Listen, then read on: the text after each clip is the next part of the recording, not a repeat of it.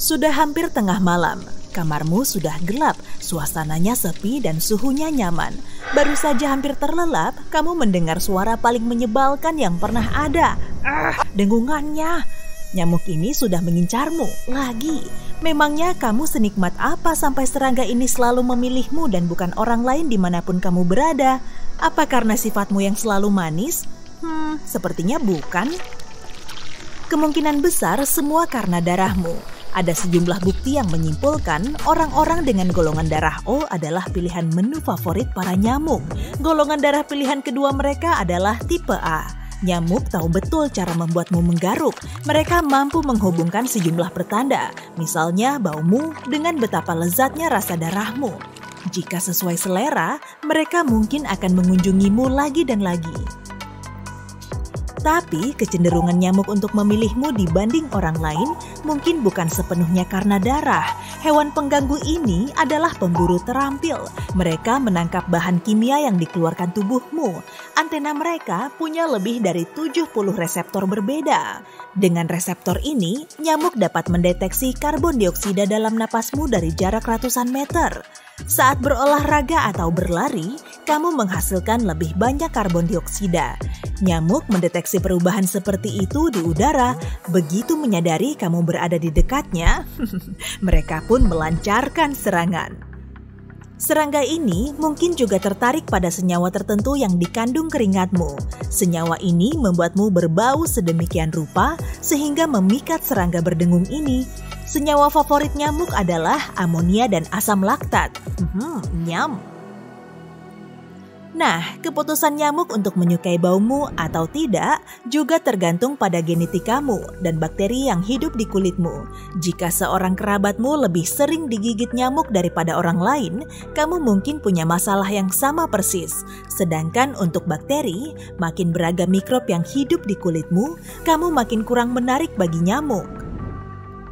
Tubuhmu menghasilkan panas yang menghasilkan uap air dalam jumlah kecil di dekat kulit. Jumlah uap ini tergantung pada suhu di sekitarmu. Saat nyamuk mendekatimu, dia menganalisis tingkat panas dan jumlah uap air. Setelah itu, barulah dia memutuskan untuk menggigit atau tidak menggigit. Pertanyaan yang sulit. Para ilmuwan telah menemukan bahwa nyamuk lebih berselera menyantap makanannya, yaitu kamu, pada suhu tertentu, yakni tidak terlalu panas, tapi juga tidak terlalu dingin. Peneliti masih belum yakin apa penyebabnya. Tapi, nyamuk tampaknya tertarik pada orang yang mengenakan pakaian gelap. Mungkin karena serangga ini kesulitan terbang, bahkan saat anginnya cuma sepoi-sepoi. Jadi, mereka mencoba untuk tetap dekat ke tanah. Dari bawah sana, mereka melihat orang dengan membandingkan bayangan mereka terhadap sumber cahaya. Warna-warna terang menyatu, sementara yang gelap menonjol. Itulah sebabnya jika kamu berpakaian hitam, kamu menjadi mangsa yang lebih menggiurkan. Nyamuk juga lebih mudah melihat objek bergerak. Gerakan membedakan objek ini dari lingkungannya. Dengan berjalan-jalan atau terlalu sering menggerakkan tangan, nyamuk menganggapnya sebagai undangan makan. Jadi, jika kamu ogah harus mengenakan pakaian serba putih setiap hari dan duduk diam, bersiaplah menanggung serangan nyamuk. Omong-omong, kalau ada yang menyarankan untuk bergerak sesedikit mungkin, jangan terlalu cepat percaya. Nyamuk adalah makhluk cerdas dengan ingatan yang sangat bagus. Jika kamu menepis atau mencoba menepuknya, mereka akan mengingat aromamu. Kemudian mereka akan menghindarimu setidaknya selama 24 jam untuk mengurangi tingkat bahaya, lalu memburu orang lain sebagai gantinya. Nah, kalau kamu penasaran, hujan tidak akan melindungimu dari predator berdengung ini. Berat rintik hujan rata-rata lebih dari 50 kali lipatnya berat nyamuk.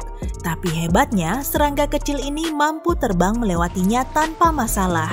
Sebagai perbandingan, jika ada Boeing 747 yang bertabrakan dengan rintik hujan berukuran 1/200 kali ukurannya, berarti ada air seberat 2000 ton yang jatuh menimpanya. Pesawat yang malang itu dijamin tidak selamat. Beberapa orang meyakini bahwa gerakan nyamuk cukup cepat untuk menghindari tetesan air hujan. Padahal sebenarnya serangga ini bergerak terlalu lambat untuk dapat dijatuhkan dari atas. Kecepatan terbang rata-rata nyamuk tidak lebih dari 2,5 km per jam. Jika nyamuk harus ikut dalam balapan, kupu-kupu, lebah madu, dan banyak serangga lainnya akan meninggalkan nyamuk jauh di belakang. Akan tetapi, kecepatan ini masih terbilang tinggi jika dibandingkan ukuran tubuhnya. Jika bergerak secepat nyamuk, kamu akan melaju dengan kecepatan 322 km per jam. Mau bagaimanapun, meski gerakan nyamuk tidak terlalu cepat, massa tubuhnya sangat kecil sehingga tetesan hujan tidak pecah setelah menabraknya. Air hujan justru akan mengalir di sekitar tubuhnya tanpa menghentikannya terbang. Satu-satunya hal yang bisa melindungimu dari gigitan nyamuk adalah angin. Jika lebih cepat dari 1,5 km per jam, nyamuk tidak bisa terbang. Nyamuk lebih suka makan saat fajar dan senja. Saat itulah angin biasanya tenang dan udara menjadi lebih lembab. Jika bisa berlindung di rumah pada jam-jam ini, darahmu akan selamat. Jika berhasil menemukan bagian kulit yang tidak tertutup, si nyamuk pasti akan menggigitnya. Tapi tempat yang mereka sukai adalah di sekitar kepala dan kakimu. Ilmuwan meyakini ini ada kaitannya dengan suhu tubuhmu dan jumlah kelenjar keringat di tempat-tempat itu. Saat nyamuk menggigitmu, dia sebenarnya mempertaruhkan nyawa. Butuh hampir 3 menit untuk mendapatkan cukup darah sampai dia kenyang. Dan seberapa sukses prosesnya tergantung pada keberuntungan si serangga dan air liurnya. Bagian tersulitnya adalah saat nyamuk menusuk kulitmu. Pada saat ini, kamu merasakan sakit yang menyengat dan kemungkinan besar akan menyabet si serangga. Oleh karena itu, segera setelah menggigitmu, nyamuk menyuntikkan air liurnya. Air liur ini terdiri dari lebih dari 100 komponen. Kebanyakan dari komponen itu menghentikan pembekuan darah agar nyamuk dapat minum sebanyak yang dia mau. Komponen lain yang disebut enzim berfungsi sebagai anestesi. Begitu masuk, kamu tidak merasakan apa-apa, tapi hanya sampai serangga itu pergi. Setelah itu, kamu mulai merasakan gatal-gatal akibat gigitannya. Jika kamu merasa ingin terus menggaruk tempat yang digigit tanpa henti, berarti kamu alergi enzim nyamuk. Tapi tidak perlu khawatir, kebanyakan orang juga mengalami itu. Oh iya, aku baru ingat yang meninggalkan benjolan merah gatal di kulitmu adalah nyamuk betina. Yang jantan lebih memilih produk-produk vegan seperti buah dan nektar dan sama sekali tidak membahayakanmu. Ada banyak spesies nyamuk yang tidak perlu kamu khawatirkan, sebab selain pejantannya hanya memakan nektar, pola makan betinanya juga sebagian besar berbasis tumbuhan. Satu-satunya momen mereka mungkin menggigitmu adalah saat siap bereproduksi. Darahmu mengandung protein, cairan, dan nutrisi lain yang dibutuhkan agar telurnya terbentuk. Beberapa nyamuk tidak akan mengganggumu karena mereka hanya tertarik pada hewan. Ada serangga yang hanya menggigit burung, ada pula yang memakan amfibi serta reptil. Jadi jangan heran jika suatu saat seekor nyamuk hinggap di peliharaanmu dan mengabaikanmu. Kebanyakan nyamuk lahir di tempat-tempat lembab dan tinggal di sana sepanjang hidupnya. Nyamuk betina hanya butuh beberapa sentimeter genangan air untuk bertelur. Beberapa spesies bahkan berkembang biak di genangan air yang tersisa setelah hujan badai. Setelah larva kecil tumbuh, mereka tetap tinggal di area tersebut. Akan tetapi, ada juga nyamuk rawa asin, tidak seperti yang lain yang hanya mampu terbang tidak lebih dari 3 km. Nyamuk satu ini mampu terbang menempuh jarak sangat jauh, sampai 161 km. Nyamuk yang ini memang pilih-pilih sekali dalam menentukan tempat tinggal. Dahulu, para peneliti berpikir hanya nyamuk jantan yang dapat melacak kepakan sayap calon pasangannya. Namun ternyata nyamuk betina juga mendengarkan suara calon pasangannya. Saat nyamuk jantan dan betina bertemu, kepakan sayap mereka menjadi sinkron. Sayap mereka mulai bergerak dengan kecepatan yang sama, dan kecepatan ini bisa mencapai 300 hingga 600 kepak per detik. Nah, fakta barusan menjelaskan suara dengung menjengkelkan yang ditakuti kebanyakan orang. Tapi, bukankah dunia kita akan menjadi tempat yang lebih indah tanpa adanya nyamuk?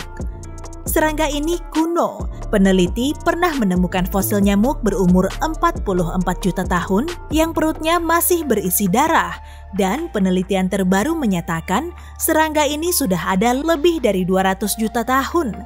Artinya, nyamuk adalah salah satu spesies terkuat di dunia. Mereka hampir mustahil untuk dimusnahkan. Kalau dipikir-pikir, kamu digigit oleh makhluk yang juga menggigit dinosaurus. Fakta barusan keren juga. Nyamuk juga tidak sepenuhnya buruk. Dari lebih dari 3.000 spesies yang ada, jumlah yang mengisap darah manusia tidak lebih dari 200 spesies. Larva nyamuk membersihkan air dengan memakan limbah yang dikandungnya. Nyamuk bahkan membantu penyerbukan bunga. Beberapa jenis nyamuk memiliki peran ekologis yang krusial. Mereka berkumpul dalam awan besar, berdengung di Arktik Rusia, dan menjadi sumber makanan utama burung-burung yang bermigrasi. Para ilmuwan yang membuat jarum suntik dengan tingkat sakit minimum terinspirasi oleh mulut nyamuk alias proboscis.